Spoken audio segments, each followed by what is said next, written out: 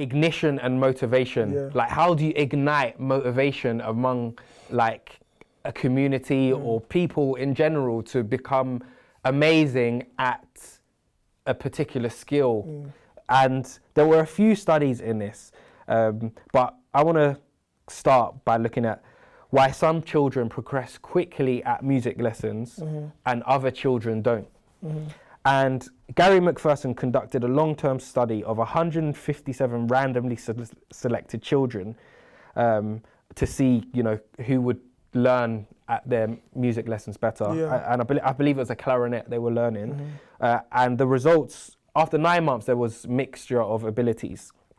And he analysed the data and found the difference between the children wasn't because of IQ, wasn't because of math skills, sense of rhythm, oral sensitivity, or income.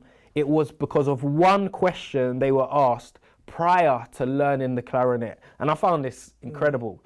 So each child was asked prior to learning the clarinet how long they planned to play the instrument for.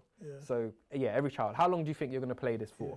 So the options were throughout this year, through the whole primary school, through high school as well, or all my life.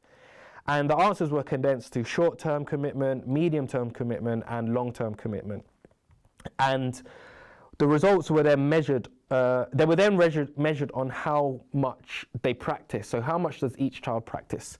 20 minutes, low levels of practice a week. 45 minutes, medium levels of practice a week. 90 minutes, high levels of practice a week. And the results showed those who had plans of long-term commitment were significantly better than all the other groups. And to go one step further, those with a long-term commitment who practiced 20 minutes a week had outperformed those with a short-term commitment who practiced 90 minutes a week, which was, I thought, wow, how can someone practice 90 minutes a week versus someone who practiced 20 minutes a week? Surely you'd think the 90 minutes is going to be better. Wow.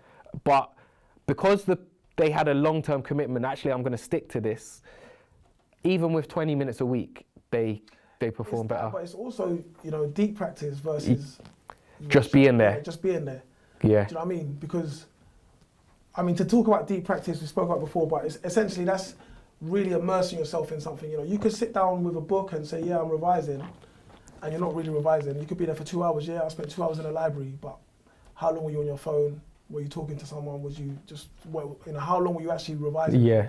Versus I was in there for 45 minutes, but for every single minute of that 45 minutes, I was revising. So if you're thinking about in this situation here, the ones that are thinking of their future or their life or they're visualizing how they want to live in the future, they're going to spend that, was it 20 minutes you said? Yeah, was 20. That 20 minutes, they're working, they're rehearsing 20 minutes consistently. Yeah. Because they're immersed in it versus 90 minutes, you know, what are they really doing? They don't really see, they're not really invested in the long term. So that makes a lot of sense to me. Yeah. And as well, the level, you know, how are you kind of staying in your comfort zone when you're practicing for that 90 minutes? Are you just rehearsing what you already know, or are you trying to learn new things and kind of break new barriers and whatnot? So that makes sense.